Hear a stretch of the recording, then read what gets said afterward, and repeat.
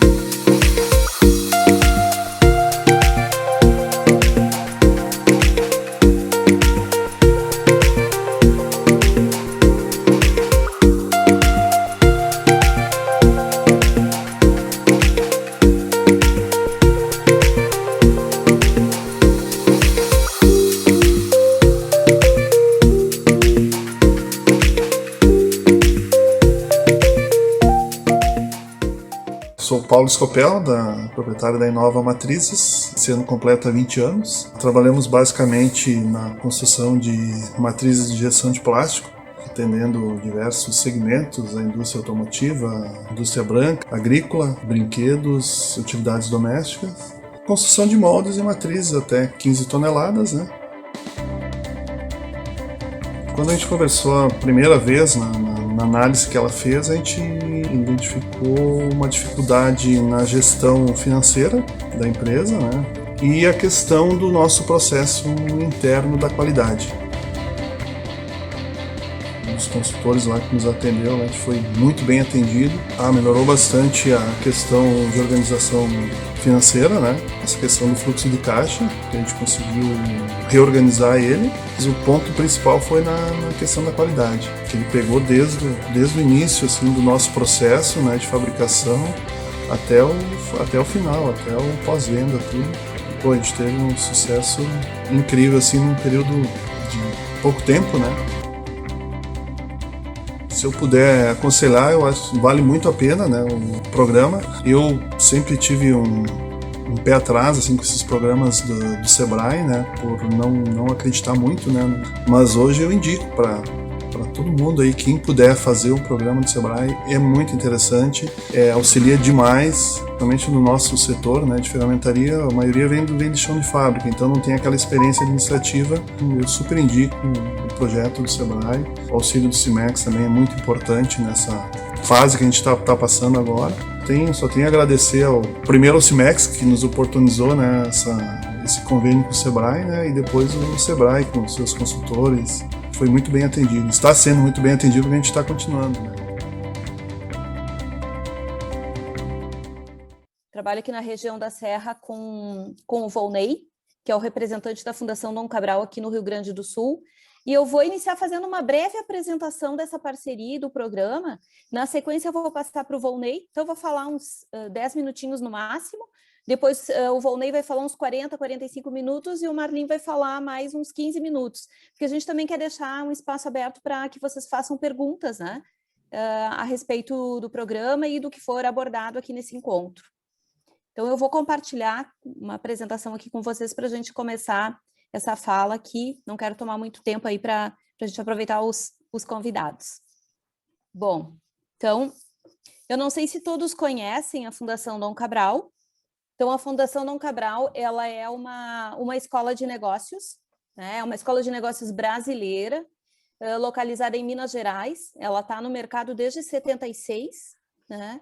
E há 15 anos ela está aí no ranking das melhores escolas de negócios do mundo, né? Ela é referência em desenvolvimento e capacitação de executivos, empresários aí, gestores públicos também. Ela está situada em Minas Gerais, em Nova Lima. Então, há 15 anos aí entre as melhores escolas, sendo que hoje ela ocupa o 9º lugar no mundo e ela é a primeira escola de negócios da América Latina pelo ranking do Financial Times, esse de educação executiva. Aqui para vocês conhecerem o campus, que é localizado então lá em Nova Lima, tem toda uma estrutura, né? Tem alguns programas que eles são realizados exclusivamente lá no campus da Fundação. Tem hotel também, para que as pessoas possam estar em imersão nos programas da Fundação lá na sede. Bom, aqui falando um pouco de forma geral no portfólio, então a gente trabalha com indivíduos, empresas, governo, temos centros de referência em inovação, liderança, logística e governança e os programas sociais. Hoje o nosso foco aqui está nessa parte de empresas, aqui nas famílias empresárias. É aqui que nós vamos focar. A presença da Fundação é nacional, então aqui vocês estão vendo no mapa, né, que ela tem uma presença em todo o Brasil, sendo que ela tem 4 campi, em Nova Lima, Belo Horizonte, São Paulo e Rio, e ela tem escritórios associados no Brasil inteiro. A CEDEM, né, que é o Volney, que é o diretor aí da CEDEM, ele está desde 98 nessa parceria com a Fundação. Então, é o associado no estado e eu atuo aqui na região da Serra. Bom, o que nós queremos trazer para vocês hoje? Então, o PDS, que é esse Programa de Desenvolvimento de Sucessores, parceria aí CIMEX e Fundação Dom Cabral, exclusivo aí para vocês. Qual é o foco do programa, né? É contribuir para a preparação da sucessão nas empresas através do desenvolvimento, então, de sócios, de herdeiros e acionistas, para compreender esse processo, né? Qual é o contexto do processo sucessório e para desenvolver competências para ajudar nessa transição entre gerações. Bom, o que se espera, né, com o PDS? É criar um ambiente colaborativo nas famílias para a geração de um diálogo aberto sobre os desafios que sustentam as relações aí familiares e societárias, também ampliar os conhecimentos sobre os conceitos e as metodologias de apoio à construção dessas soluções de governança, e promover uma aprendizagem através da troca de experiência entre os participantes, que é uma grande característica do PDS. Ele é um programa que acontece, a gente quer que aconteça aí de forma presencial, né? É o que nós estamos oferecendo aí para vocês, porque essa troca ela é muito rica entre os participantes, entre as famílias que estão no programa. Bom, também é possível realizar um diagnóstico do estágio de governança da empresa, um plano estratégico para orientar as iniciativas de estruturação de governança e o plano de desenvolvimento individual aí para sócios e herdeiros. Bom, o programa está estruturado em 8 módulos, a gente tem como expectativa começar ele em agosto. Todo ele é ministrado pelos professores da Fundação Dom Cabral e seria um dia por mês, em cronograma a ser divulgado posteriormente para vocês. Aqui tem cada um dos módulos, então um dia, né? E eu vou abrir um pouquinho de cada um aqui para vocês verem. Então, o primeiro módulo é Desafios e Dinâmica da Empresa Familiar, onde a gente trabalha muito a questão de responsabilidades estratégicas, o ciclo de vida da empresa familiar, a questão do modelo de família, propriedade e gestão, as dimensões da governança, né, quais são as questões que são importantes aí de serem enfrentadas, a visão de futuro da empresa familiar. Também aqui neste módulo a gente trabalha a coesão e acordo dos sócios. Então, acordo de família, a questão de conflitos de interesse, né, a constituição familiar aí, processo de construção do acordo, preparação dessas novas gerações, e aí a questão de gestão e revisão do acordo. De forma bem rápida eu estou falando aqui, né? O módulo 2 são os aspectos jurídicos, aí riscos, essas questões todas que impactam, né, na questão da empresa familiar, como manter essa empresa com a família, a questão de formas jurídicas de acordo societário, o que é o importante que conste nesses acordos, né, investimentos atuais, estratégia de venda de empresa, e entre outros. No módulo 3, a abordagem é relações interpessoais na empresa familiar, com estilos de pessoas, estilos de negociação, a questão da administração de conflitos, como lidar com os conflitos que surgem.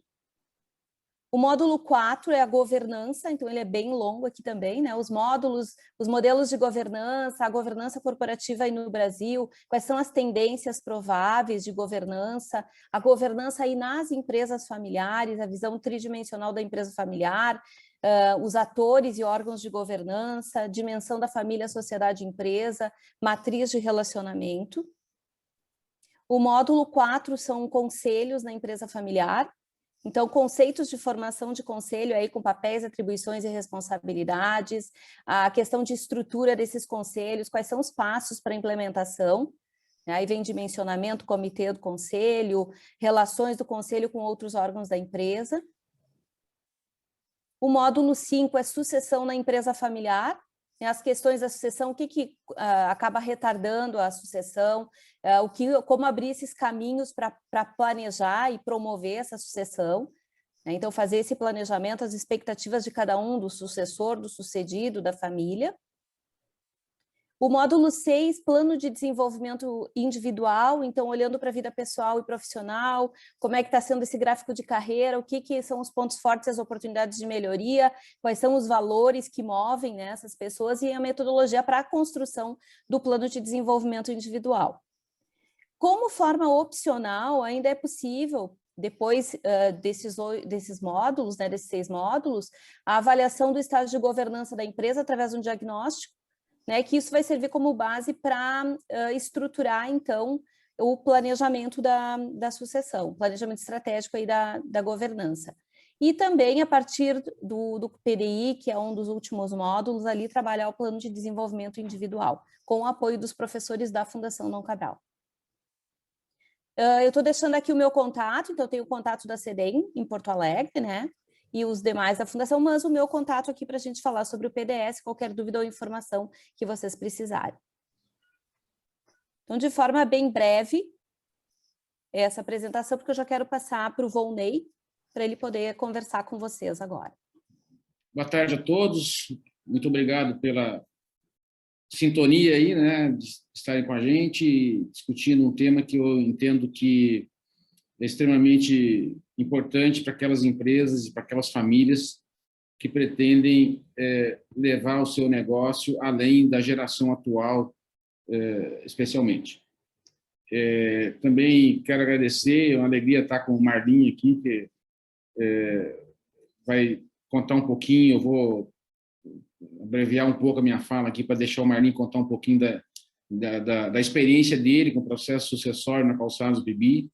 Marlim se preparou muito ao longo desse tempo, se preparou para ser conselheiro, não só da Bibi, mas como de outras empresas também. Vai poder contar um pouco dessa experiência, né?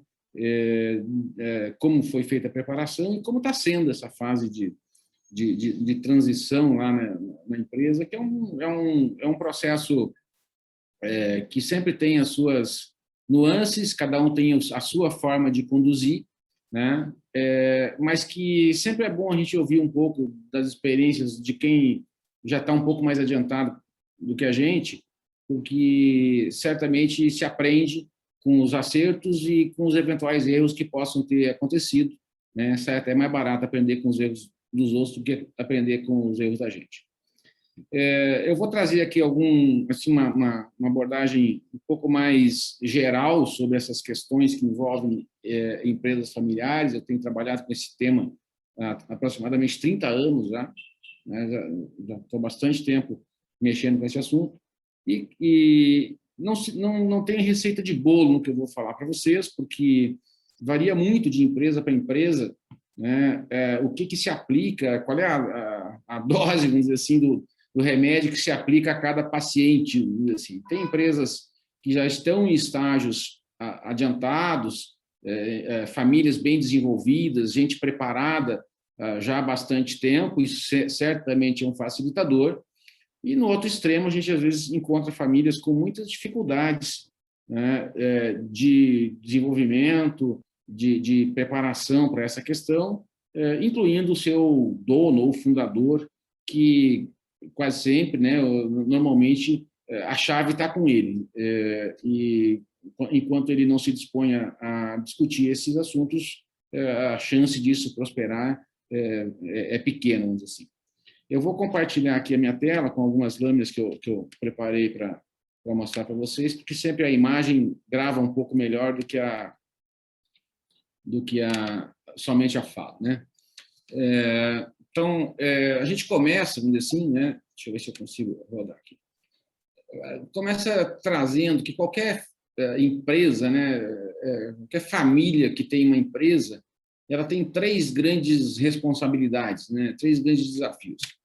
O primeiro é garantir que os sócios se entendam. Esse é o ponto básico, fundamental. Se não houver entendimento na dimensão da sociedade, provavelmente a conta virá mais cedo ou mais tarde. E, às vezes, é uma conta muito pesada, incluindo, nesses casos, o próprio sacrifício da empresa, em algumas vezes. Então, se os sócios não se entenderem, não tem jeito. Não, ali é que a gente começa a construir a perspectiva de futuro, né? Numa discussão no ambiente societário. É claro que numa família que tem um fundador e 2 filhos, essa é uma conversa muito direta, muito objetiva e muito simplificada, num certo sentido. No outro, às vezes, até pode ser que seja bem complicado. Já numa família que está na 3ª, na 4ª geração, como algumas vezes a gente encontra, tem um número muito grande já de sócios, de herdeiros que foram sucedendo aquelas primeiras gerações, certamente é um processo tende a ser mais complexo, às vezes até não, mas com certeza é mais trabalhoso um pouco. Segundo desafio é a questão de administrar os investimentos.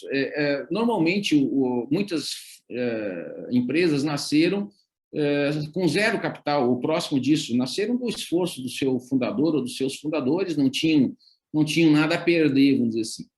Mas quando a gente cresce e constrói um determinado patrimônio, a principal preocupação dos acionistas, dos sócios, não é a gestão do negócio, é a preservação do patrimônio, né? E a gente tem que compreender qual que é a diferença dessas duas coisas. Quais são os papéis que eu tenho que ter nessa perspectiva de cuidar do patrimônio versus cuidar da gestão, né? Nem todos da família terão interesse em participar da gestão. Às vezes tem gente demais querendo participar da gestão, né? Mas o olhar que eu tenho que ter, o olhar que alguém tem que ter dentro do contexto da família é como é que a gente zela pelo nosso patrimônio para que a gente não perca esse patrimônio fazendo investimentos que não são bem pensados, dando passos maior do que a perna, comprometendo o nosso caixa e assim por diante. E o terceiro grande desafio, que alguns entendem que esse não é um desafio do acionista, mas é só um desafio de quem está na gestão. Nesse sentido, eu tenho uma visão diferente. Eu entendo que o acionista, ainda que não esteja diretamente na gestão, ele tem que ter um olhar, uma preocupação em relação ao futuro do negócio, a capacidade da empresa competir a longo prazo. Ele não pode ficar refém de um eventual gestor que tem naturalmente, né, um compromisso mais transitório pela empresa. Não quer dizer que ele vai ficar muito tempo ou pouco tempo, não é isso que eu estou dizendo, mas um gestor que não é acionista, que não é da família, é muito mais fácil dele receber uma oferta de fora e a gente não conseguir competir para acompanhar essa oferta e essa pessoa nos abandonar. Então é um risco a gente deixar toda a questão da preocupação com a competitividade na mão de um eventual gestor. Poucas famílias fazem isso, mas é um risco que a gente tem que ficar atento a ele. Muito bem. A gente começa quase sempre entendendo, né, que nós estamos falando de coisas diferentes. Família é uma coisa, empresa é outra. Eu nem coloquei a variável sociedade aqui por enquanto.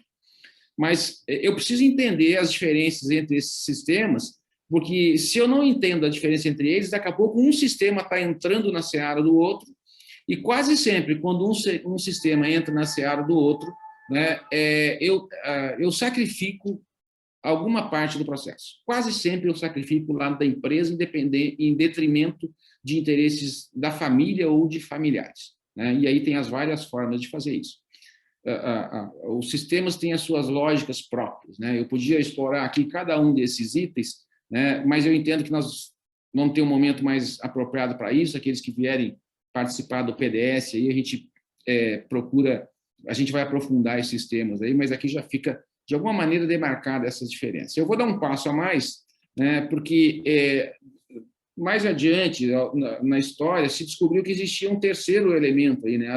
Além da família e do negócio, se enxergou, e quem enxergou isso foram esses dois caras que estão aqui, o Renato Tagliuri, que é um italiano que se mudou para os Estados Unidos, e lá ele encontrou o John Davis, que até hoje é uma grande referência na área de empresa familiar, mas o John Davis foi aluno, né? Foi estagiário do Tagliuri, vamos dizer assim. E eles desenvolveram esse modelo chamado modelo dos 3 círculos, né? Que separa as 3 dimensões: família, propriedade e empresa, onde cada número aí representa uma das dimensões, mas não só isso, representa também as perspectivas e os interesses que cada pessoa tem ao estar dentro de cada um desses círculos, né? Eu tenho alguém que é só da família, mas não é sócio, não atua na empresa, tem situações como essa. Eu tenho pessoas, hoje está muito comum, a gente tem investidores nas empresas, eles não são da família e não atuam na gestão, mas eles são sócios. E eu tenho também os executivos, né, que são profissionais contratados, que atuam na empresa, não são da família e não são sócios. Cada um desses tem os seus interesses próprios, né? A família normalmente tem a grande preocupação das famílias é manter uma certa unidade, uma certa convivência pacífica e fraterna. Na dimensão da propriedade, a grande preocupação de um eventual investidor ou de um sócio que entrou na empresa não para atuar na gestão, mas só para pôr capital lá, é que essa empresa dê retorno para esse capital que foi investido. E na dimensão da empresa, ali, os executivos contratados, eles podem ser muito comprometidos com a empresa, mas eles sempre terão um interesse principal, que vai ser o interesse deles, que seria a carreira deles, assim, né? A gente, por mais que sejam pessoas comprometidas com a empresa, em algum momento pode ser que eles sejam assediados e cheguem à conclusão de que a vida deles ou a questão financeira pode ser um ponto importante, ou até uma outra perspectiva de carreira, e eles venham a sair da empresa. Essas são as chamadas posições puras, e eu tenho mais algumas posições aqui que são posições mistas, né, onde mistura 2 desses ciclos ao mesmo tempo. Eu não vou explorar todas elas aqui, eu vou explorar a posição 7, principalmente. A posição 7 normalmente é a posição do fundador, ou do dono, né? Ele está na dimensão da família, ele está na dimensão da propriedade e ele está na dimensão da gestão. Isso nos permite compreender o quanto é complexo para o cara que está nessa posição e tomar determinadas decisões, além das questões internas, pessoais dele, ele tem que lidar ao mesmo tempo com 3 tipos de interesses diferentes. Os interesses da família, que certamente pressiona ele, os interesses dos eventuais sócios investidores, que também fazem um outro tipo de pressão, e as decisões do dia a dia do negócio, que também põem ele contra a parede para tomar determinadas decisões. Então, em alguns momentos, ele se vê sem condições de arbitrar isso, sem condições de tomar uma decisão imediata. Ele precisa de tempo para pensar, precisa de tempo para avaliar. Muitas vezes ele não conta com apoios para compartilhar as angústias, as decisões que ele tem que tomar, né? E aí o que acontece é que às vezes ele atrasa determinadas decisões, o que deixa, especialmente as novas gerações das famílias que estão chegando no negócio, em geral, muito impacientes em relação a isso. Elas acham que o velho está travando o processo todo, eles têm pressa de fazer, e o velho parece que não quer mexer, né? Talvez alguns não queiram, mas muitos querem, mas não sabem, né, não conseguem achar o melhor caminho. E isso, sim, é um problema que precisa ser considerado. Esse modelo dos 3 círculos, ele depois expande ao longo do tempo, né? A linha, se eu traçar uma linha do tempo em cada um deles, eu vou ver que no eixo da família eu tenho um momento em que a família é jovem, pai e mãe, se esforçando para criar um negócio, manter a empresa, ao mesmo tempo criando os filhos. Um segundo momento onde os filhos começam a entrar na empresa e aí já tem um outro tipo de relação. Aquele cara que antes era só meu pai, agora ele é meu pai e meu chefe. Aquele cara que era meu filho ou minha filha, né? Quando eu falo pai, pode ser pai ou mãe, a minha filha ou minha filha, que até então era só meu filho ou minha filha, agora é um colaborador da minha empresa. E eu, ao mesmo tempo em que eu quero preparar, desenvolver eles, eu tenho que cobrar resultados deles, porque eles estão do lado de outras pessoas que não são da família, e eu não posso levar eles livres. Aliás, muitas vezes a gente até cobra mais das pessoas da família do que dos externos, vamos dizer assim. Assim, é comum acontecer isso, não diria que seja natural, mas é comum de acontecer isso, né, da gente cobrar muito mais das pessoas da família do que as pessoas de fora.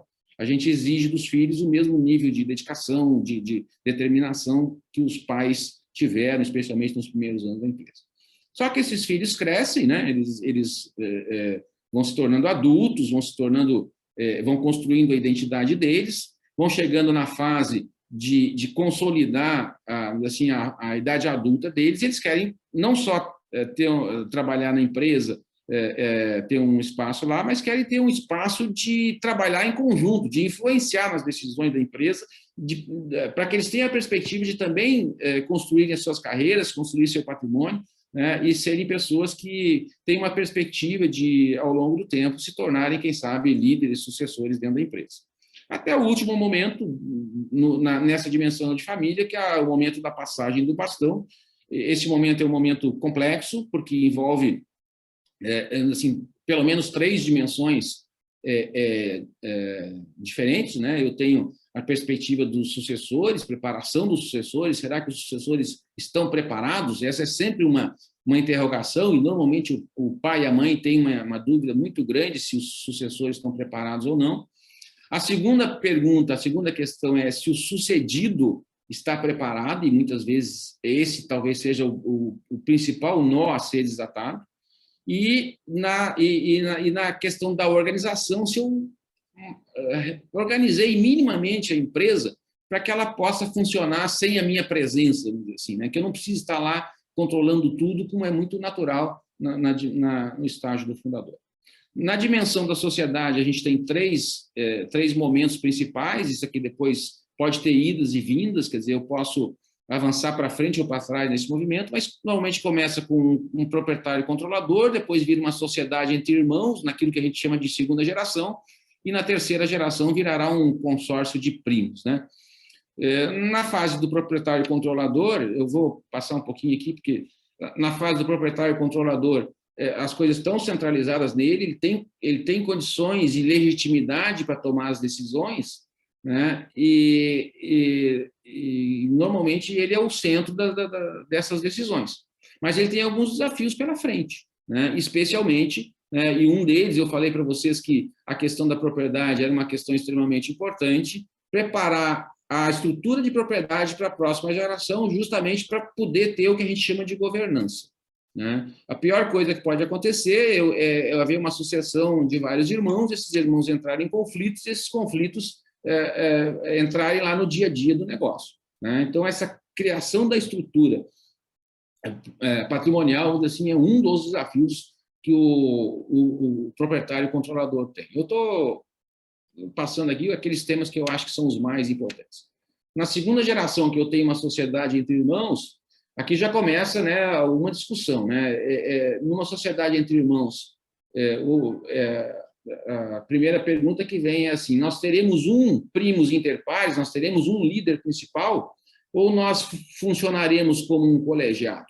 Algumas famílias, algumas sociedades conseguem funcionar como um colegiado na segunda geração. Na primeira geração é até mais fácil a gente funcionar como colegiado, porque a gente escolheu os nossos sócios normalmente, né? E normalmente eles se complementam em termos de competências. Já na segunda geração, isso não é uma coisa tão fácil assim, né? Não só pelas questões de possíveis disputas de poder, que, na verdade, não são nem disputas de poder, elas têm isso vem da história da família, isso no fundo é disputa pelo afeto do pai e da mãe, né? Esses irmãos competindo entre si, eles aceitarem um que seja o líder deles, precisa ser uma coisa bem trabalhada nesse sentido, né? E aí, como é que a gente desenvolve, então, um processo de controle dividido? Como é que a gente cria um ambiente de tomar de decisão, né, onde a gente não paralise a empresa, porque os irmãos estão ali num cabo de guerra, cada um puxa para um lado e não se sentem, assim, não chegam a um denominador comum. Aí nós vamos para uma terceira fase, que é aquilo que a gente chama de a fase dos primos, né? E aí a coisa fica ainda mais complexa.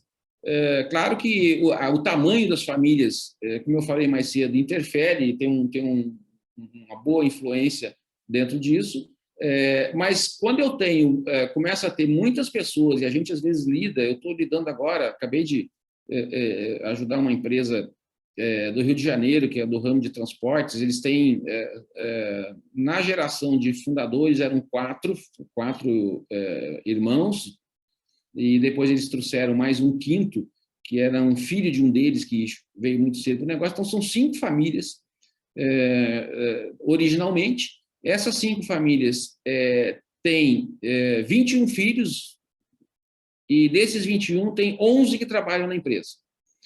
E esses 21 têm 43 herdeiros, sendo que muitos desses estão querendo entrar para a empresa. Não tem como. 11 na segunda geração já é complicado, porque desses 11, provavelmente muitos estão lá muito mais porque são filhos do que pelas competências que eles têm, né?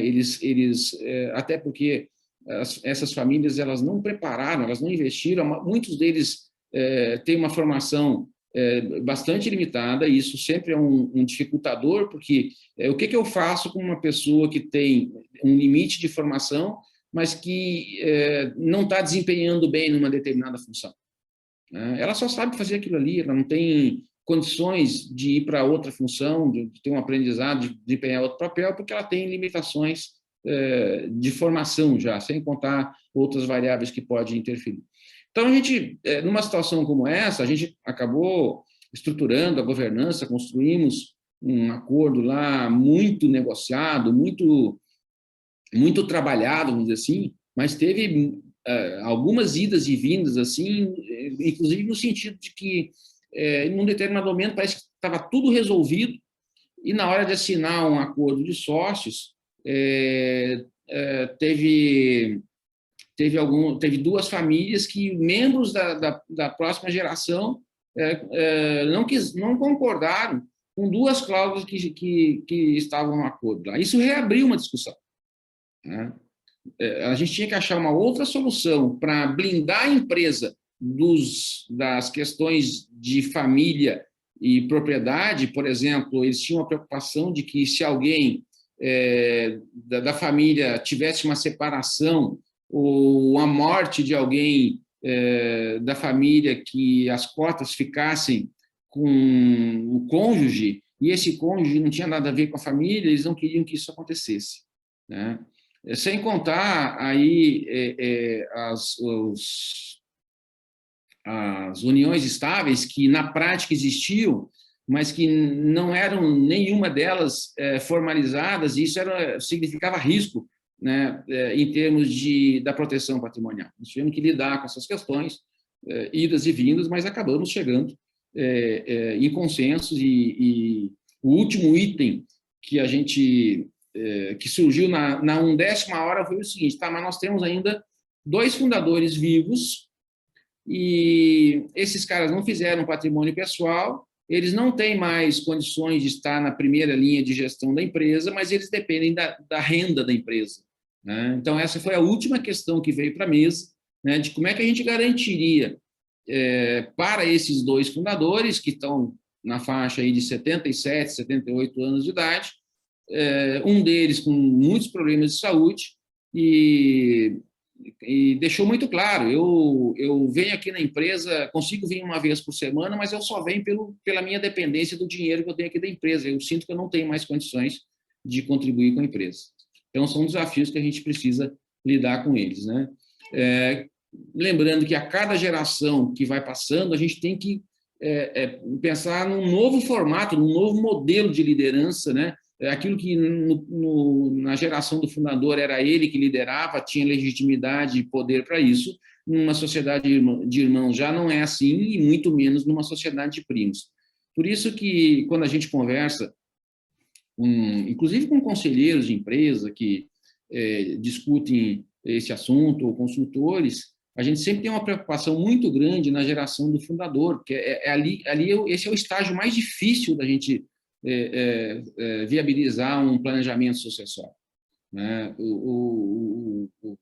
O fundador, ele acostumou de um lado, a controlar a empresa, ele sempre foi muito presente, ele é hands-on, como a gente diz na empresa, mas ele também, assim, ele usa a questão do exercício do poder para satisfazer necessidades básicas dele. Lá, vocês todos devem conhecer o Maslow, lá, né? Satisfazer necessidades básicas dele, que ele sequer tem noção de quais são essas necessidades. Só que ao centralizar e ao não permitir, né, que assim, compartilhar essas instâncias de poder, não criar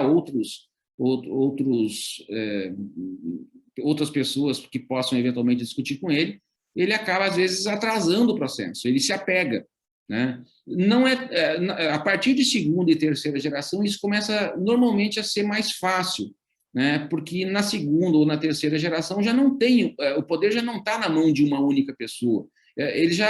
Essas pessoas já tiveram que compartilhar. Isso é igual irmão, sabe? Filho único é problema, porque filho único não sabe compartilhar. Quando tem 2, 3 filhos, né, dentro de casa, um filho tem que compartilhar o brinquedo com os outros, né? Dentro da empresa não é diferente. Quando só tem um cara que tem o controle, o poder de tudo, ele não compartilha. Só que isso faz falta na geração seguinte, no dia que for preciso pensar na geração dele. Mas é mais promissor a partir de segunda e terceira geração essa questão de construir acordos, estruturar a governança, planejar a sucessão a partir de segunda geração do que na primeira, né? Ou quando eu tenho um cara que tem o equivalente à posição de fundador, né? Aqui uma síntese um pouco do que a gente falou, né, até aqui. Quer dizer, na dimensão da família, eu tenho um crescimento geométrico, né? A cada geração tende a ser mais pessoas, né? Então pulveriza a família e, consequentemente, pulveriza o capital. Se eu só tinha um proprietário na primeira geração, na segunda geração eu já terei mais de um proprietário, e na terceira geração provavelmente eu terei muitos proprietários. Enquanto que na dimensão da gestão, eu estou repetindo aqui o modelo dos 3 círculos, eu preciso preservar o que a gente chama de unidade de comando. Quando todos puxam para o mesmo lado, é complicado, começa cada um puxar para um lado diferente, aí praticamente é impossível, né? Na família, as relações são impostas. Eu não escolhi meu pai e minha mãe, eu não escolhi nenhum dos meus irmãos, muito menos os meus cunhados e as minhas cunhadas, e, quiçá, os meus sobrinhos e sobrinhas. Porém, se eu não escolhi eles como irmãos, como cunhados e assim por diante, na dimensão da propriedade, pela lei brasileira, nós teremos o direito sucessório dizendo que todos têm direito à herança, salvo algumas exceções, né? Outros países funciona diferente, mas no Brasil é assim: os herdeiros vão ter uma participação no capital, ou a gente vai ter que arrumar outro patrimônio para compensar eles, se a gente quiser manter a empresa na mão só de alguns dos filhos. Isso é que eu chamei lá mais cedo do desafio de estruturar organizar a estrutura de propriedade a partir da segunda geração, que é um desafio do fundador. E ainda que eu tenha vários sócios que podem não estar se entendendo, eu tenho que ter, para ter unidade de comando, eu tenho que ter uma hierarquia dentro da empresa, né? A hierarquia tem essa função de canalizar, porque em algum momento alguém vai ter que, no limite, arbitrar uma decisão, ponto, decidir certo ou errado, é assim que nós vamos funcionar. Porque a pior situação é a situação do impasse, do cabo de guerra, onde um puxa para um lado, outro puxa para o outro, né? E muitas vezes a consequência é cair os dois, literalmente de bunda no chão, porque não chegaram a um denominador. Quer dizer, caíram os dois, não ficou ninguém de pé.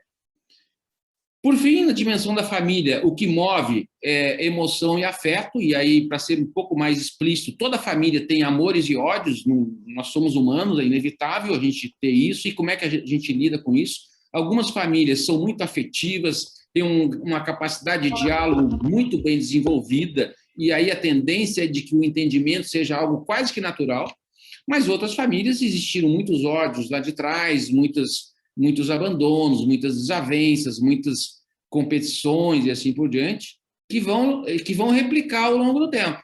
É a história aquela do pai que inconscientemente estimulou um dos filhos a fazer judô para poder não apanhar tanto do outro.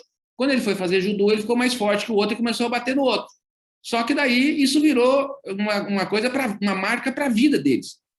Um apanhou do outro enquanto era muito pequeno, o outro apanhou porque depois o outro foi fazer judô e ficou mais forte do que ele. Isso replicou dentro da empresa em algum momento. O pai, inconscientemente, tentando igualar as forças, vamos dizer assim, estimulou a competição entre eles. Muito bem. Na dimensão da propriedade, o que vai mandar é a proporcionalidade. Então, se a gente não se entender 100% para chegar num acordo de como é que a gente vai tocar a empresa, para onde a gente quer ir, assim por diante, nós vamos ter que achar um jeito de, pelo menos, formar uma maioria, ou uma maioria qualificada. No caso de uma sociedade limitada, eu preciso de maioria qualificada para algumas decisões, para a gente poder assim, não permitir que a empresa fique em situações de impasse.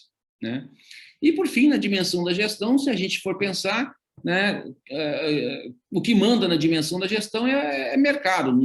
O mercado não aceita que eu tenha paralisia de decisões, não aceita que eu tenha parentes que eventualmente não estejam preparados para desempenhar a função que desocupa lá dentro da empresa, não aceita que eu pague salários para alguém acima da média quando eu tenho outras pessoas dentro da empresa que começam a enxergar isso e dizem, mas por quê? Qual é a graça aqui? O cara faz muito menos do que eu e ganha mais do que eu só porque tem o mesmo sobrenome da família. Sobrenome é sinônimo de competência. Então, essas coisas, seja o mercado de clientes, seja o mercado da força de trabalho, dos talentos, especialmente, não vai nos perdoar em relação a isso. As pessoas hoje têm uma clareza, uma ambição, especialmente as gerações mais jovens, eles não ficam em ambientes que eles acham que não é promissor para eles. Eles vão embora procurar melhores áreas, vamos dizer assim. E aí, então, em função disso, isso aqui eu vou deixar só com uma provocação para vocês, surgem vários desafios que as famílias empresárias têm, mas começa, assim, provavelmente por esses dois primeiros, perdão, pelo número 2 e número 3 aqui, porque o perceber os perigos é algo que a gente, de uma certa forma, eu acho que todo mundo enxerga. A questão a gente pode ser que a gente acha que vai demorar para pegar na gente, mas não. Quando a gente percebe os perigos, nós temos que construir a coesão familiar e estruturar um acordo que nos dê estabilidade do ponto de vista de controle do negócio, para que exista uma legitimidade, uma hierarquia de tomada de decisões. Se eu vou ter um conselho, não vou ter, isso já é um segundo departamento, mas eu tenho que deixar claro como é que isso funciona. Eu não vou explorar todos eles aqui, porque nosso tempo é curto, mas apenas para mostrar para vocês, aí, encaminhando para o final e passando a bola para o Marlim em seguida, dentro das famílias, e, claro, de novo, tem que levar em conta o tamanho das famílias. Tem famílias que são muito pequenas, a gente não faz todas as coisas que são possíveis fazer, mas em cada um dos 3 círculos eu tenho assuntos que são muito próprios dentro de cada um deles, assuntos que são eminentemente da família, como é que a gente se organiza e cuida disso, assuntos que são do ambiente societário, como é que a gente se organiza e cuida disso, e assuntos que são da empresa. E aí os principais instrumentos e ferramentas que a gente usa para cuidar de cada uma dessas 3 dimensões. Na família, normalmente eu vou ter um conselho de família, em famílias muito numerosas eu posso ter um conselho de herdeiros, eu posso ter alguns comitês que vão cuidar de alguns assuntos específicos da família. Na dimensão da propriedade, normalmente eu tenho os acionistas, eventualmente as suas holdings, que vão organizar as propriedades, e na dimensão da gestão eu tenho os conselhos, normalmente conselho de administração consultivo, que eventualmente possa ter comitês para tratar de alguns assuntos mais especificamente, mas que dão todo o arcabouço aí institucional de como é que eu lido com a dimensão da governança. Isso quase sempre implica numa estrutura muito parecida com essa aqui, onde eu separo, vamos dizer assim, as questões que são família e propriedade do lado esquerdo, as questões que são no negócio do lado direito aqui, e separando isso da dimensão da gestão. Um último pitaco aqui, o que eu faço com os meus filhos, com os meus herdeiros? Que papel que eles vão desempenhar lá dentro desse negócio? Tem 3 papéis possíveis. Qualquer um deles que eles forem querer desempenhar, eles podem fazer as escolhas deles e a empresa pode recebê-los ou não, mas, no mínimo, acionistas eles tenderão a ser, e ser acionista é mais, hoje em dia, do que simplesmente ser o dono de algumas ações ou de algumas cotas. Eu preciso saber sentar numa mesa de reunião e entender, no mínimo, o que são as demonstrações financeiras de uma empresa para a gente poder tratar disso. Isso a gente trata um pouco naquele módulo que a gente fala do PDI ou nas opções que a gente dá do PDI. Então, isso é um pano de fundo desse cenário todo aí. Claro que o assunto é muito mais amplo do que isso, né? Nós temos bastante coisa para tratar dentro desses assuntos e dentro do próprio programa, mas eu usei aqui em torno de 40, pouco menos até do que 40 minutos que eu tinha previsto, né, para dar só um pano de fundo, assim, e eu acho muito interessante a gente ouvir, né, ouvir, e não só ouvir, poder perguntar, trocar experiência com alguém que, assim, vem já há um bom tempo, né, o Marlim vai contar um pouco da história, vem há um bom tempo se preocupando, se ocupando, trabalhando nessas questões aí. Eu não diria que está tudo pronto, acabado, perfeito, não é isso, mas já tem uma boa estrada que acredito que possa compartilhar com vocês aí.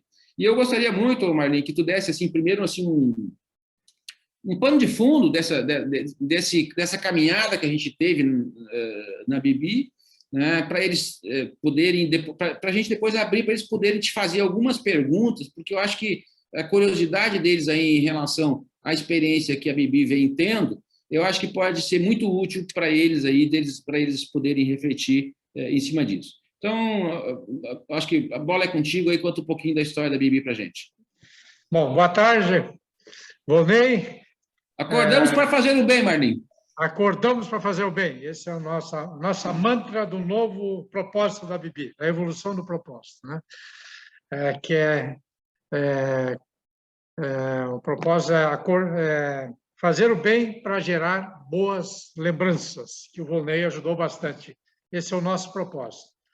Então, eu vou começar só contando um pouquinho da nossa empresa.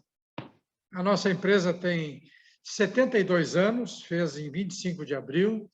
Cada ano a gente celebra o aniversário com almoço, com todos os colaboradores.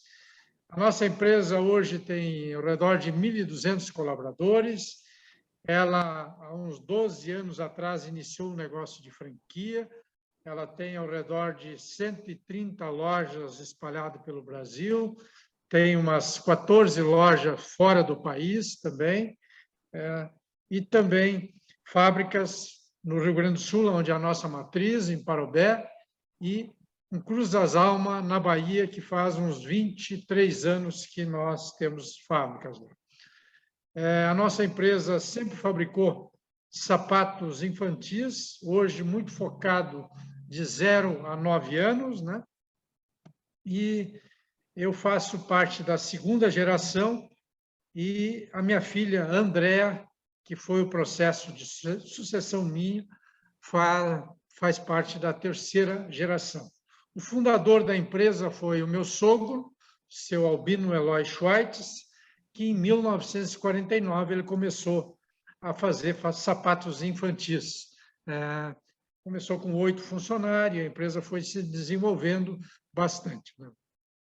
Então, quando eu assumi a empresa há mais de 40 anos atrás, a empresa vinha enfrentando inúmeras dificuldades econômicas e financeiras, né?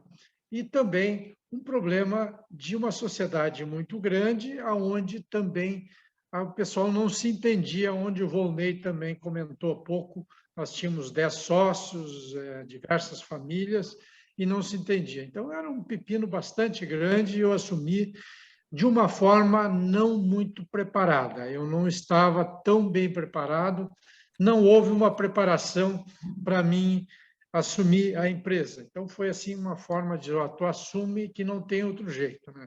Então, na época, foi dessa forma, 42, 43 anos atrás, né?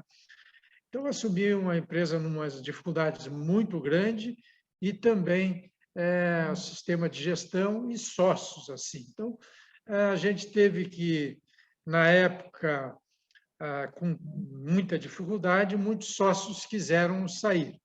Então, é uma das saídas, quando tem uma sociedade muito grande, a empresa ter condições, tinha algum patrimônio, da gente adquirir as cotas desses sócios que não estavam de acordo, não estavam satisfeitos com a empresa. Então, na época, saiu mais de 5 sócios, na época. Então, foi uma situação bastante dramática e a situação econômica e financeira da empresa era muito grave, né? Então, a gente desenvolveu um sistema de gestão, uma cultura da empresa que até hoje a gente cultua, evoluiu bastante nisso, e hoje a empresa está muito bem. Mas quando a gente assumiu isso, quando eu assumi, eu me propus assim, eu disse, olha, eu quero, quem vai me suceder, haver uma preparação, haver um planejamento. O que eu sinto assim na maioria das empresas, e quando eu assumi, não houve esse planejamento de sucessão. Eu acho que isso é um grave problema que as empresas enfrentam, acham que nunca vai a pessoa morrer, não vai ter problemas de saúde, não vai, e que são eternos dentro de uma empresa, e a gente não é eterno. Eu mesmo, eu gosto de jogar tênis, há uns 3 anos atrás, numa quadra de tênis, eu tive um infarto, né? Então, tive que botar 3 stents, hoje estou muito bem, mas não imaginava que podia ter um problema desse. Então, a gente está sujeito a isso, e se a empresa não tiver preparada, logo em seguida ela começa a ter problemas. Então, isso fez parte sempre de igual, nós temos que preparar a minha sucessão, isso há muitos anos atrás, né? E nos últimos 7, 8 anos, a gente começou a preparar de verdade mesmo isso, muito baseado numa palestra que eu participo da Dom Cabral há mais de 15 anos, né, Volney? A gente trabalha, eu já nem sei mais, eu acho que perto de 20 anos, né? Um programa chamado PAEX, também, que é excelente, nos ajudou muito na nossa empresa, na melhoria da gestão. Então, a gente disse, olha, temos que nos preparar aí para a minha sucessão. E nesses problemas no passado, ficou 2 famílias. A minha família, que tem 82% do capital, e a outra família com 18%. Então, eu tenho 2 filhas na gestão e uma que é médica, que não está na gestão, mas é sócia, né? E os outros 2 da outra família, que são 2 rapazes, então são 2 meninas e 2 rapazes que tocam da outra família, a empresa, que hoje são 4 diretores, né? Então, a gente, na época, com o Volney, que nos assessorou, que é um especialista, a gente discutiu muito isso, colocamos esses 4 candidatos a desempenhar quem fosse para me suceder. A empresa estava bem, né? E eu entendo que a empresa tem que haver essa sucessão, como eu vi da WEG, talvez num dos melhores momentos dessa empresa maravilhosa que chama-se WEG, e eu ouvi numa das palestras que era o ex-presidente, saiu um dos melhores momentos da empresa. Então, eu considero muito importante a gente fazer esse planejamento e sair no momento bom da empresa e não sair no momento, talvez, muito difícil que a empresa possa estar, né? Então, esse planejamento houve, a gente, com o auxílio do Volney e do conselho, depois consultivo, que a gente criou dentro da empresa, que a gente trabalhou durante anos, esses 4 pessoas, cada um dentro das suas áreas, né? A Andréa, que terminou sendo a escolhida, com consenso dos outros 3, e consenso também do conselho, né? Ela assumiu o desenvolvimento das franquias, e a gente avaliou muito o desempenho dela, e teve um bom desempenho. Antes disso, ela teve o desenvolvimento de mercado internacional, para exportar com marca e design próprio, que hoje a gente exporta para mais de 60 países, né? Então, foi também um trabalho que ela desenvolveu, adquiriu bastante experiência, passou por diversos setores, né? E a outra irmã, a irmã dela, que é a Camila, que desenvolve produtos, a parte de comunicação, de marketing, que ela tem também uma competência bastante grande. Um que hoje é diretor de industrial, de competitividade, que é o Rosinaldo, que é da outra família, e outro administrativo e financeiro, que é hoje também, que participou desse desenvolvimento de competências, fazendo cursos aqui no Brasil, na Dom Cabral, fora do Brasil, e assim por diante. Então, foi um planejamento de longo prazo, foi constituído holdings, foi constituído também esse assunto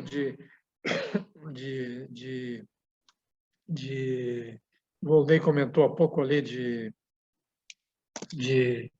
nós temos o Conselho de Família, o Conselho, acordos societários, Conselho de Família, que existe o Conselho Consultivo, dentro da empresa nós não temos um Conselho Administrativo, consultivo, mas as empresas médias e pequenas, nossa empresa é uma empresa média, que com as lojas e franquia fatura ao redor de 300 milhões ano, né? Então, eu considero uma empresa média, é um conselho consultivo que hoje se reunimos 2 vezes por mês, né? O Volney e mais o Haroldo, que era ex-diretor da Renner, né? Que a gente está muito voltado para um crescimento na área de varejo, na área de lojas, né? Tem ajudado bastante, já houve outros conselheiros, né? E o Volney permaneceu durante todos esses anos como conselheiro, pelo bom trabalho que sempre desenvolveu e esse grande conhecimento também no processo de sucessão.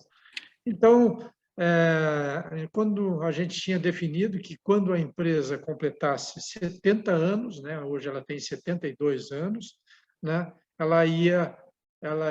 Nós ia fazer a sucessão. E exatamente no dia 25 de abril de 2019, eu passei o bastão para André, que foi um consenso em dezembro do ano 2018, nosso conselho, e entre os outros 3 sócios, a gente consensou que André seria escolhida para me suceder.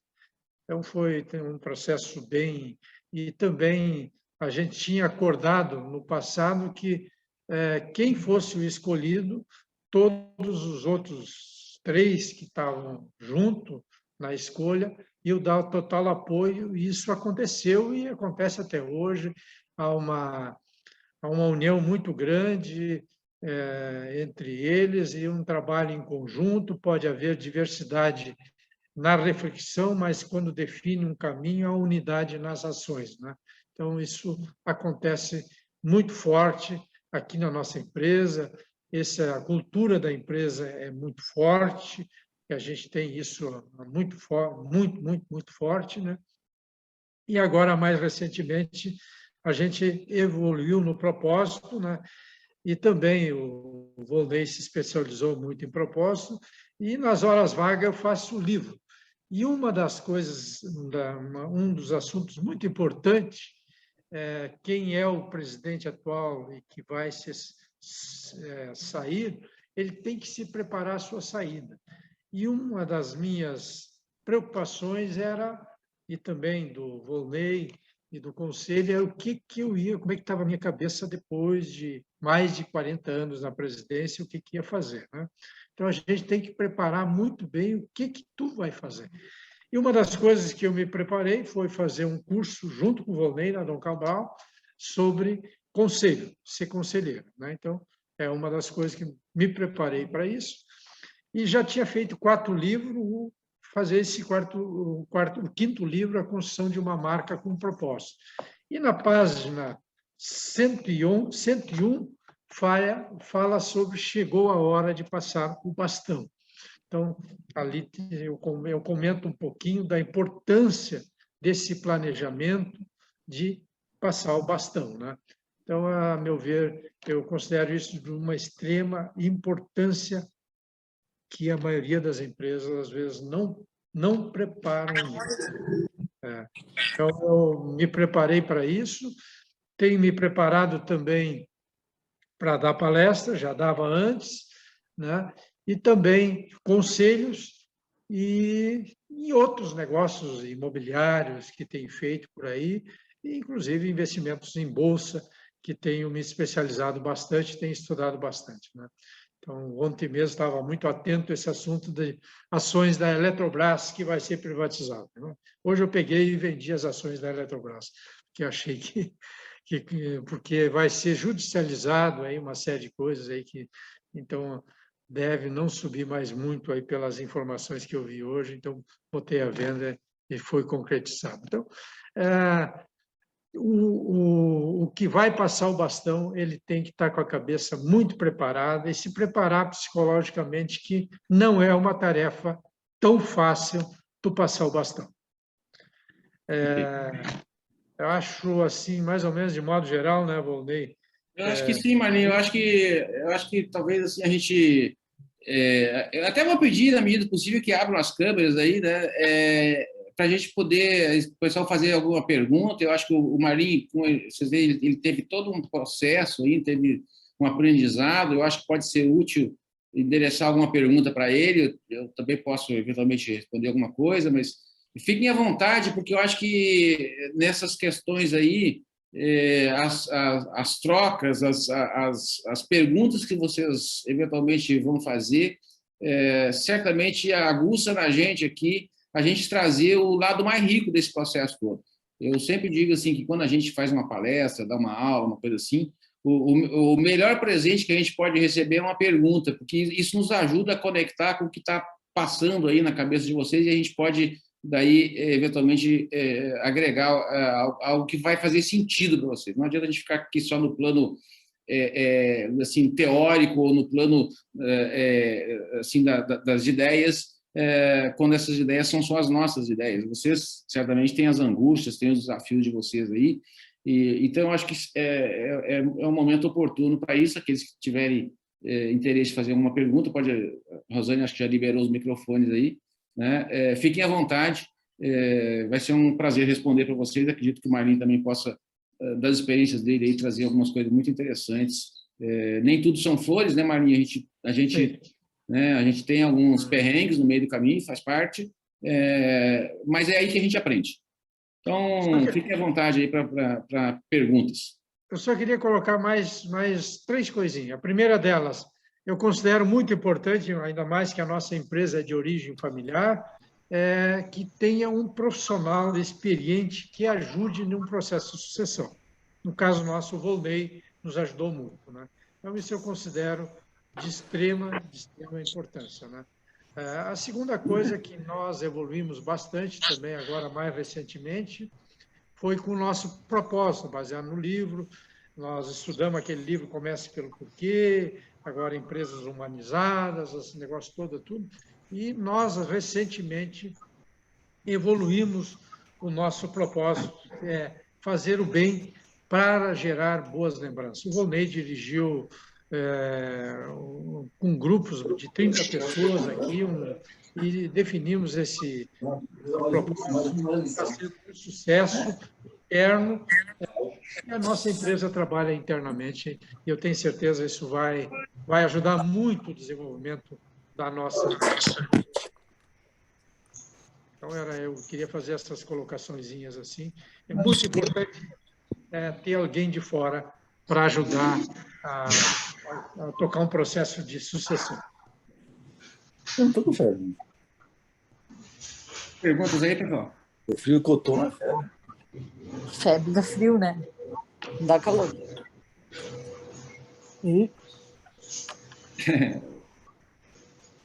No questions? O Volney, Pelo chat? a Karine disse que leu o livro do Marlinho aqui e que é maravilhoso, viu? Eu até tirei... Aqui, ó. Tô aparecendo? Tô aparecendo tá, aqui. Karine. Liberou o áudio. Eu queria... tem tantas coisas que eu queria perguntar, mas agora que tu abriu, Volney, eu não consigo pensar numa pergunta agora, mas eu queria parabenizar o Marlinho, agradecer pelas palavras e E até pela simplicidade em contar um pouquinho da história da Bibi, e é muito, muito bacana ouvir um caso prático. E eu li teu livro, Marlene, é muito bom, eu li ano passado. Parabéns, de verdade. Obrigado.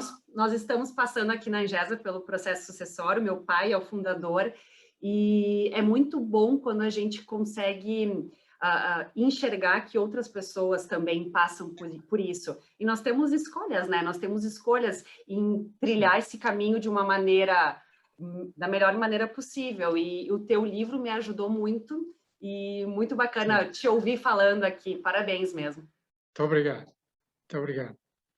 Na página 101, eu trato desse assunto do chegou a hora de passar o bastão ali, e o Volney faz também um depoimento.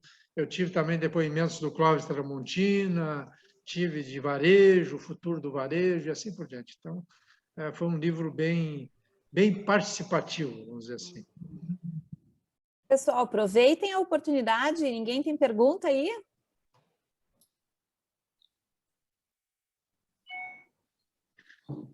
Eu queria só compartilhar uma coisa assim, um assunto que acho que, né, Volney, semana passada a gente teve ainda a reunião do Conselho Consultivo, que a gente participa há um bom tempo, faz a reunião junto com a diretoria e convida N pessoas, e tem um comitê também, um de desenvolvimento de pessoas e gestão, que é o Volney, outro que agora está buscar eficiência de varejo, que é o Haroldo, né? Então, tem ido muito bem os comitês também, né, Volney, junto desse conselho consultivo. E a gente considera, avaliando, a gente vai agora incluir a avaliação da atual diretoria, e eles avaliam o conselho também. Isso é muito importante também para o futuro, para a gente estar sendo avaliado. Eles nos avaliam numa reunião e nós vamos avaliar eles numa próxima reunião, e assim por diante, né? Então, foi uma ideia também do Volney, e a gente até aprendeu no curso lá na Dom Cabral isso, que é muito importante ter esse sistema de avaliação. E na nossa avaliação, a diretoria atual e a gestão atual, com todos esses problemas da pandemia, que já assumiu em 25 de abril, já em março do ano passado, já pegou um foguete, que era uma coisa que eu nunca esperava na minha vida, esse assunto da pandemia, que atingiu o mundo inteiro e paralisar praticamente todas não, uma boa parte das atividades, né, não essenciais. O caso sapatos, confecção foi um deles, né? Parece-me que sapato e confecção transmite Covid, não transmite Covid. Então, foi um desafio nada pequeno, e mesmo assim conseguiram, a diretoria atual, fazer bons resultados ainda no ano passado, e esse ano também está indo bem, mesmo com todas esses lockdown que tem feito por aí afora, e muita gente que pegou Covid, houve muita dispensa, chegou a ter meses aqui da gente ter dias de 50 pessoas fora, com algum familiar com Covid, assim por diante. Então, não foi nada fácil administrar isso aí nesse 1 ano e meio aí de Covid, aí, praticamente, e a atual diretoria tem conseguido tocar junto com o conselho, aí, tem ajudado a fazer a empresa ir muito bem. Tem duas pessoas aí com a câmera aberta, estou imaginando que a Júlia, que abriu primeiro, depois a Marta. Significa que tem pergunta? Eu tenho uma pergunta. Estão me escutando? Pode seguir a Marta, por favor. Oi? Não, eu digo, pode falar. Ok. Não, eu tenho uma pergunta assim, a nível de um exemplo, né? Uma empresa familiar que já vai pensando em sucessão e tudo mais. Qual que é o passo assim primeiro? Seria um acordo societário para facilitar? Como é que funcionaria isso? Não sei para quem se dirigiria essa pergunta também, né? Acho que o Volney pode dirigir melhor, mas eu aconselho, eu como vendo como cliente, aconselho pegar um profissional da área. Esse, para mim, é o primeiro passo, né? Porque senão tu vai trabalhar muito as tuas emoções e tal, tudo, né? Então, uma pessoa mais fria é melhor e que tenha experiência nessa área. Eu aconselho isso aí em primeiro lugar. Sim, até para ver por onde inicia, né? Porque uma empresa familiar tem várias questões, tal, e por onde começa? O acordo societário, tal, uma pessoa experiente e que vivencia isso, né? Vai saber nos direitos. Aí depois você definir os candidatos, né, assim, e ver, começar a desenvolver competências, depois vem esses acordos societários, né? Assim por diante. Isso é um processo longo. A nossa empresa levou 7, 8, mas a minha preocupação já vinha mais de uns 15 anos para cá. Marta, deixa eu te Não é um processo rápido, é um processo lento. Colocar assim, eu vivo muito esses processos na pele, aí, como se diz, né? E agora iniciando um processo com uma família que eles têm 5 negócios, vocês têm uma ideia, soma tudo, dá uns 350 milhões de faturamento ano, os 5 negócios. Uns menores, outros maiores. 3 filhos. E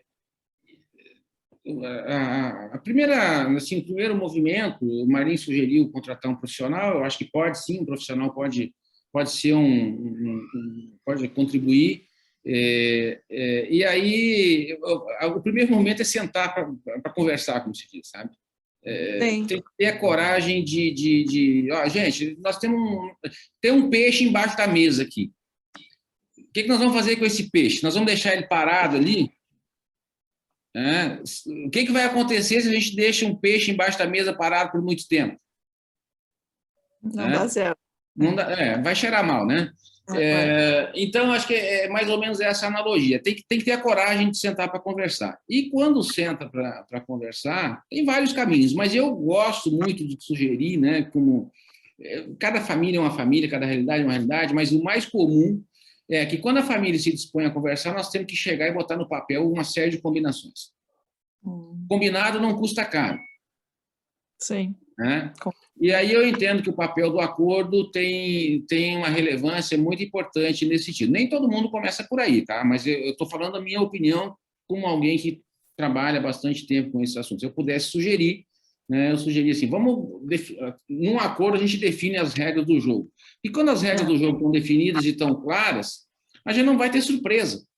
Né? As coisas foram previamente discutidas, né? Nós vamos buscar consensos, né? Raramente a gente tem unanimidade, mas consenso é possível, né? E a partir dos consensos a gente define, então, como é que a gente funciona. Claro que, dentro disso, em algumas questões eu vou ser favorecido, vou fazer valer o meu ponto de vista, mas em outras eu vou ter que ter a flexibilidade de compreender, usando o modelo dos 3 círculos ali, de que tem gente que está em outras dimensões e que pode ser que pense diferente, tem interesses diferentes dos meus. Se eu não tiver um mínimo de empatia, vai ficar muito complicado.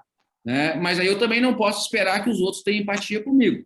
Né? Eu tenho que ter essa noção de que eu estou num ambiente onde eu preciso colocar as minhas expectativas, mas eu preciso também ouvir os outros. E o resultado disso tende a ser um acordo. Eu acho que é um bom começo, porque no acordo define praticamente todas as regras do jogo, o que tem que fazer com o sucessor entrar, quais são os critérios que deveriam definir a escolha de um possível sucessor, se nós vamos ter um conselho, não vamos ter um conselho, como é que vai ser a questão patrimonial, as famílias vão blindar a empresa dos eventuais conflitos nos ramos familiares, de que maneira, né? Então, eu acredito que o acordo lastreia muito esse processo sempre que a gente começa por aí.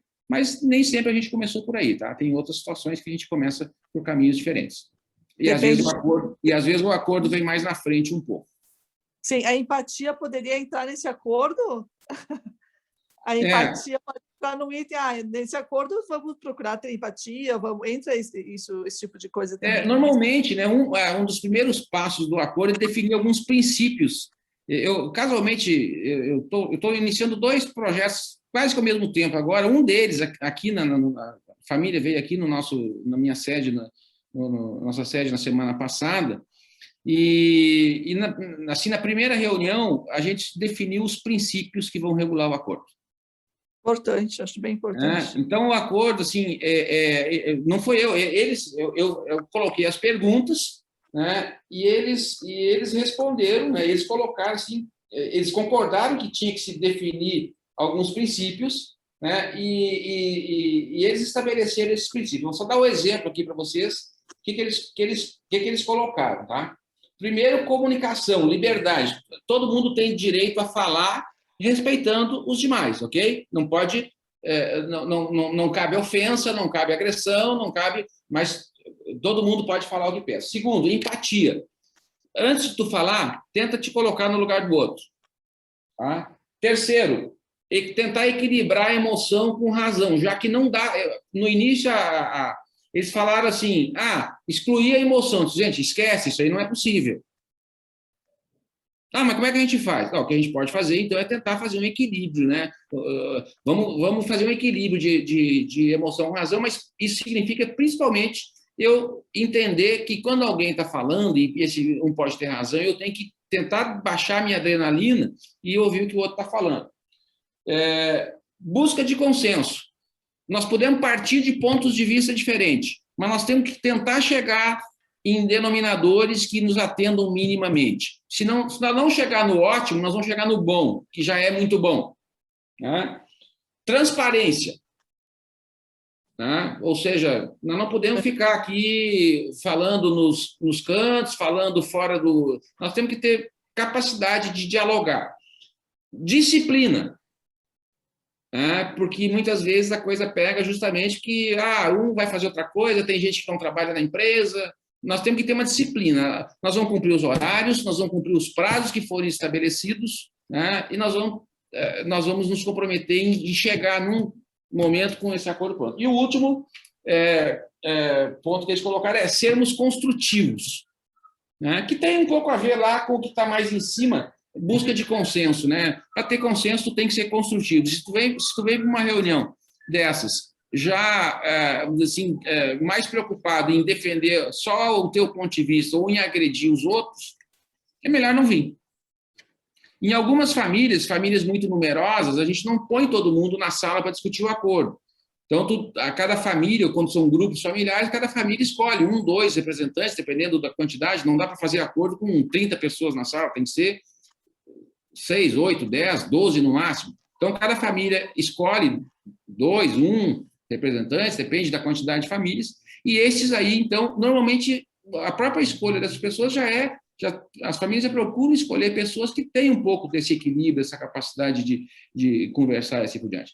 Então, esses foram os princípios que eles trataram, e eu achei que foi um bom caminho. Isso foi a sugestão do que vai ser o sucedido lá, foi a sugestão dele. Vamos definir alguns princípios para a gente funcionar aqui, né? E então isso é que vai ser o pano de fundo de todas as conversas que a gente vai ter. Eu acho que foi um bom caminho iniciado com eles. Com certeza. Muito obrigada. Júlia. Oi, na real até já respondeu a minha dúvida também, que era a questão do contrato, tudo certo, então. Obrigada. Tá. Ok. Eu queria Aline? comentar, eu não sei se vocês me escutam. Sim. Eu trabalho aqui na Angesa, né? Eu sou colega da Karine. E aqui também estamos passando por um processo de sucessão e a Karine está conduzindo super bem isso. Né? O Vicente estava participando da reunião, mas teve que sair. E eu queria contar, Marlene, que eu fiquei muito feliz em ouvir, né, por ti, a tua história, a história da Bibi, porque eu falo sempre com a Cláudia Onara e com a Janice, do financeiro. Eu tenho um contato bem estreito com elas. E fico muito, muito, muito feliz em saber que, né, em tantos anos a empresa ainda é um sucesso. Eu usei por muitos e muitos anos os calçados da Bibi e a empresa consegue se perpetuar. Parabéns. Obrigado. Mas ela vem sempre se inovando, né? Inovando, vem buscando o que há de mais moderno no mundo, né? Então, ela vem sempre buscando isso e tem indo muito bem. A gente tem discutido, como foi discutido agora na última reunião do Conselho, desenvolvimento de lideranças. Eu sempre digo e o conselho também tem essa, se você tem uma liderança forte, você passa por qualquer tempestade, por qualquer, até guerras, tu passa por isso. Então, a base de uma empresa tem que ter lideranças muito forte, muito forte, e esse é o que a gente vai cada vez mais aperfeiçoar as lideranças, né? Rosane, não sei se você percebeu, mas são só as mulheres que perguntam, né? Pois é, só as mulheres, ó. Pois é. Eu vou aproveitar e fazer uma perguntinha, então, já que os homens não estão se animando aí, estão tímidos. Abre a tua câmera para a gente te ver.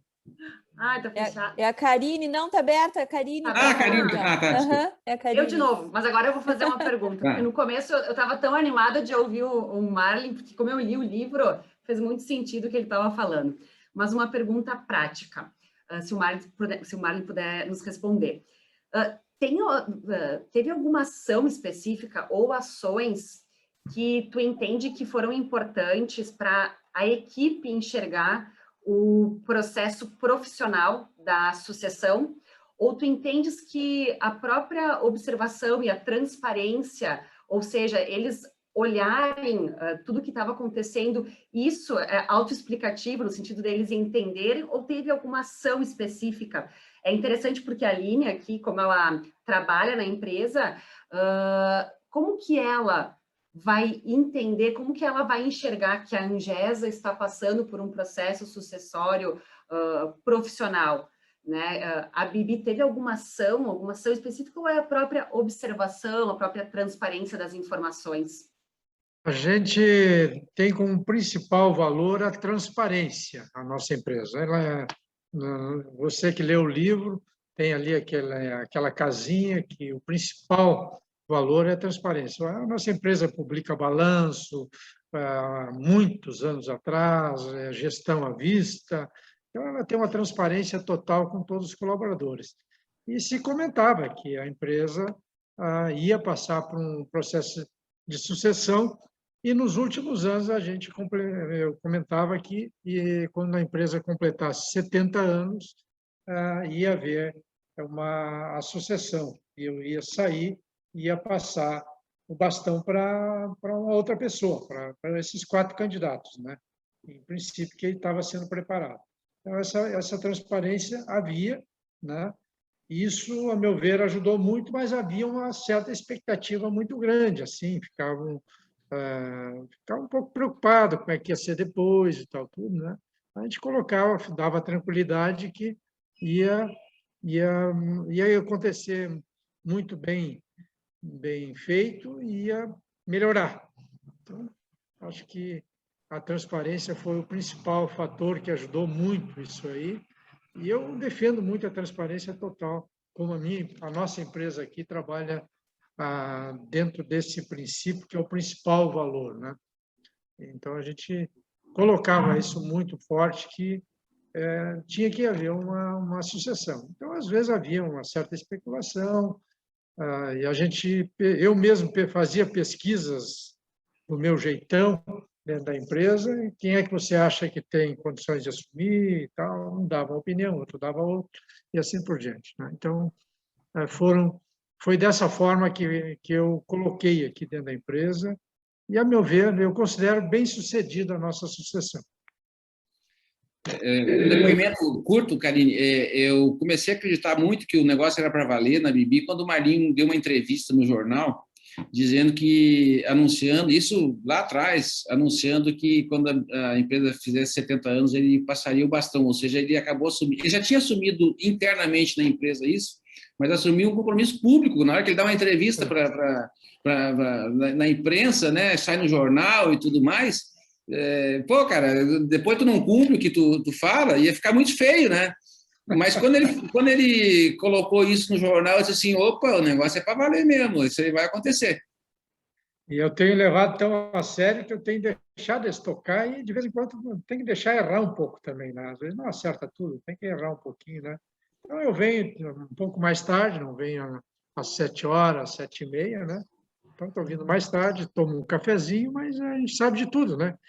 E hoje, nos sistemas, tem os aplicativos aqui, tudo dentro No celular, às 6 da manhã, tu já sabe tudo como aconteceu até o dia anterior, vendas, venda de lojas, venda de produção, venda multimarca, sabe tudo, né? Faturamento, saiu o balanço, já tem o resultado imediatamente ali, então a gente acompanha tudo, a gente sabe de tudo, né? Então, eu venho aqui na empresa, mas não tenho aquele compromisso de estar na gestão no dia a dia. Isso não foi fácil, né? Manuela, estava na fila? Isso. Meu nome é Manuela, eu sou da ER Mantino. A nossa empresa hoje está fazendo 66 anos. Parabéns. Terceira, eu sou da terceira, obrigada. Eu sou da terceira geração e é bem complicado fazer essa parte da sucessão. Eu vejo, até eu fico emocionada, né? Porque a gente vê a fragilidade que os nossos pais ficam em ter que abrir mão ou ter que liberar esse lugar para a gente, né? E vou dizer que foi ótimo ouvir o seu Marlin e o Volney conversando, e certamente eu vou procurar o Volney, porque nós somos a última vez que eu contei, eram em 23 sócios, de várias famílias diferentes, com interesses diferentes, e é um cabo de guerra isso aqui. Então, para mim, foi ótimo essa conversa. Deixa eu aproveitar a tua fala.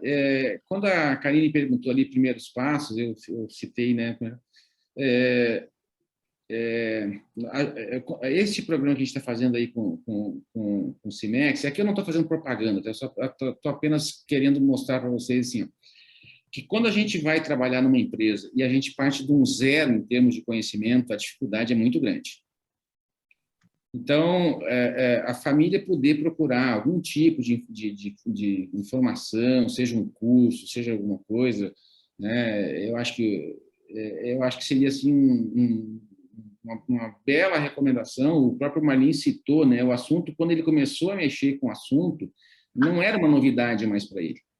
Ele já tinha uma compreensão de todo o processo, de como é que eram as coisas, e então isso acaba desmistificando muita coisa.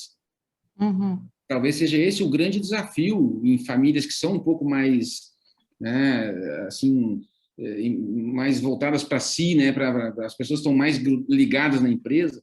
A gente tem que desmistificar algumas coisas, e não tem nada melhor para abrir a cabeça da gente do que o conhecimento. Para mim, a melhor frase da história é a frase do Einstein, que ele diz o seguinte: você não resolve um problema com o nível de conhecimento com o qual ele foi criado. Você precisa acrescentar conhecimento para você achar a solução, né? Então essa frase diz muito para mim. Então, a proposta de, por exemplo, um programa como esse, existem vários outros no mercado aí, vocês escolhem aquele que vocês acham que fica melhor para vocês, mas conhecimento é o que muda, não tem outro caminho. Isso vale para a questão sucessória, governança, vale para a gestão, vale para a nossa vida, né? O que nos muda de patamar é o conhecimento. Viu, Volney? Só para... O meu avô, que é a primeira geração, ele era muito centralizador. E o meu pai não, meu pai já é mais... já abre um pouco mais, né, para o pessoal dar opiniões. Então, para ele é bem complicado algumas coisas. Eu acho que fazer esse trabalho vai ajudar ele muito, porque a gente vê como ele sofre no dia a dia, sabe? Com certeza, com certeza. Imagina, isso mexe com questões emocionais muito profundas e muito antigas, né? Então, a gente tem que respeitar isso. Não, é fácil criticar, mas às vezes é melhor seria a gente tentar entender e ajudar. Obrigada. Eu só queria dar nesse meu livro eu comento que a gente pesquisou que de cada 100 empresas, 30% das empresas chegam à segunda geração. E a terceira geração, que é o nosso caso aqui, somente 5%. Então, aí que eu falo da preparação e buscar um profissional que eu considero de extrema importância, ver cases, como eu vi o case da WEG, que é um case também de muito sucesso, uma empresa maravilhosa, empresa de bolsa, né? É uma empresa fez a sucessão, uma pessoa com 60 e poucos anos, no melhor momento que a WEG talvez. Hoje ela vive um ótimo momento, mas estava num momento maravilhoso, né? Então, e ela preparou e fez a sucessão no momento correto e a empresa andou muito mais, né? E eu considero a sucessão também, que a gente tem falado muito aqui na nossa empresa, das pessoas, das lideranças, né? Eles prepararem a sucessão das suas lideranças, né? Aconteceu um caso aqui, por exemplo, na área de exportação, foi no primeiro ano que a André assumiu, o gerente de exportação saiu, um outro, aí tinha um outro mais ou menos preparado, o outro não preparou ninguém, teve uma oferta no mercado, saiu, praticamente saiu toda a equipe, nós tivemos que montar toda uma equipe de exportação, que não é uma tarefa fácil, que a gente hoje tem uma base aí ao redor de 20% que é exportado, né?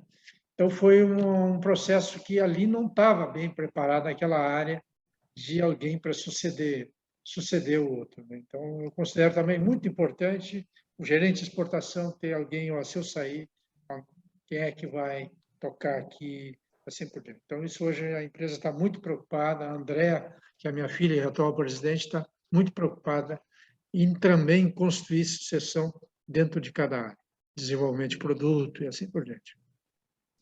Suzana, quer fazer uma pergunta? Não te ouvi. Não está aberto o microfone. Aí, sim, abriu. agora está. Eu até peço desculpa, entrei no final, então estou acompanhando aqui, sou irmã da Marta, então acredito que a gente vai discutir isso depois juntas, talvez a Sandra esteja ali assistindo também, mas é bem interessante, assim, compartilho das colocações aí, sim, que não é fácil, que a gente tem que ter caminhos claros e transparência para que a gente consiga fazer esse processo também sem atrito e mantendo a família, né? Esse foi sempre a nossa preocupação, que a gente consiga fazer o nosso trabalho e mantendo a família unida, né? Isso também acho que é uma preocupação que a gente tem, né? Ok. Eu só queria fazer mais um comentáriozinho assim, que a gente definiu também no nosso processo de sucessão. Como eu tenho 3 genros, 3 filhas, né? Que genro, não, eu, apesar de ser genro do fundador, não podia operar na empresa, né? Então, isso foi uma decisão, porque o homem, de modo geral, né, é um meio psicológico, ser mandado por uma mulher, ele não aceita isso muito bem, né? Então, isso foi uma das coisas que a gente discutiu muito, né, Volney? E a gente colocou isso e tem funcionado muito bem. Mas eu faço a apresentação sempre, vamos dizer lá para janeiro, quando tem um balanço, janeiro, início de fevereiro, do ano anterior, como é que foi o ano, faço a apresentação para os meus genros também, como é que foi o ano e como é que vai ser, vamos dizer, o ano 2030 que a empresa chega. Então, o pessoal, quando eu comento isso, o pessoal acha graça, entende? De fazer essa apresentação para os genros, né, também, né? Os chamados... de transparência que a empresa tem. Os genros e noras, né? Cada família trata de um jeito, né? Em algumas famílias, genro e nora é família, em outras não são família. Isso é uma questão de cultura de cada família que a gente tem que respeitar, né? Tem famílias que os genros e as noras são muito assim, naturalmente excluídos, né? Isso às vezes é ruim porque eles podem ser excluídos de participar da empresa, mas eles compartilham ideias, né? No caso do Marlim aí com as filhas. Eles compartilham muitas ideias, eles compartilham bastante ideias, já fizeram contratado para fazer palestras para dentro da empresa e assim por diante. Então eles participam bastante. E todos as filhas são muito transparentes em casa, dentro do princípio da empresa da transparência. Ok. Era isso, né? O que eu sinto assim também aí pelo jeito aí em Caxias, a maioria dos futuros sucessores desses empresários maravilhosos aí de Caxias, que eu conheço muito bem, muita gente, né? Inclusive temos uma loja no Shopping Iguatemi em Caxias, né? São mulheres, né? E as mulheres têm um desafio a mais, assim, no mundo empresarial, porque, infelizmente, ainda existe muito machismo dentro das empresas. Então, as minhas filhas sofreram um pouquinho disso aí. Certo? Das empresas e das famílias, né, Maria? Das famílias, né, também. Concordo plenamente, principalmente quando a empresa é do segmento metal mecânico, né? Que aí fica mais forte ainda a participação masculina, né? Sim. Mas a gente vai abrindo caminho, né? Mas o mundo é das mulheres, as mulheres que vão mandar no planeta, então estão começando a comandar o mundo aí. Também. Ok, gente? Passar para o Renan, eu acho, né, Volney? Eu espero que tenha sido útil para vocês aí, né? Que a gente possa ter deixado uma mensagem. Eu acho que o Marlin foi muito autêntico aí na maneira como ele contou. A Bibi é isso aí. A Bibi é uma empresa, esse é um ponto assim, importante. A Bibi tem uma cultura muito forte já de muitos anos. A Bibi ela forma a maioria das suas pessoas internamente, né? Então isso ajudou muito também no caso da Bibi. Isso que ele fala de transparência, ele não fala da boca para fora, não. Lá na Bibi as coisas são muito abertas, né? Dentro da fábrica tem lá os painéis onde as pessoas enxergam o seu desempenho. Essas coisas elas vão formando um conjunto, né? E eu acho que isso é um pouco da razão aí da Bibi ser bem sucedida. E alguém falou aí, o Marlin fala que a Bibi está projetando os próximos 72 anos, né, Marlin? Cada ano que a gente celebra, o ano que vem vai ser os próximos 73 anos. Ok. Eu agradeço aí pela participação e um abraço aí a todos os caxienses aí, que é uma Caxias e arredores, eu acho aí, né? Caxias e arredores. Caxias e arredores, né? Isso. Bento Gonçalves, Farroupilha, esses lugares todos aí. Isso aí. Obrigado, Marlin. Valeu, muito obrigado, sucesso. Espero ter contribuído para aumentar o sucesso de vocês aí. Com certeza, muito obrigada. Muito obrigada. Muito obrigado, Marlin, Volney, a todos que participaram dessa live conosco. Esperamos que vocês tenham sido úteis os conhecimentos que foram passados na live hoje, porque a gente sabe que entre os principais processos aí, entre as principais dificuldades no processo de sucessão, é muito importante a gente ter esse acompanhamento, essa parceria que agora a gente está conseguindo disponibilizar aí para todos. Então, quem tiver interesse em estar participando desse programa conosco, pode estar entrando em contato, tá? Quem está cuidando disso aqui dentro do Sumex é o nosso colega Samuel, do relacionamento com o associado, mas todos da equipe aí estão preparados aí para estar atendendo vocês. Então, um grande abraço, bom resto de semana para todos e até a próxima live.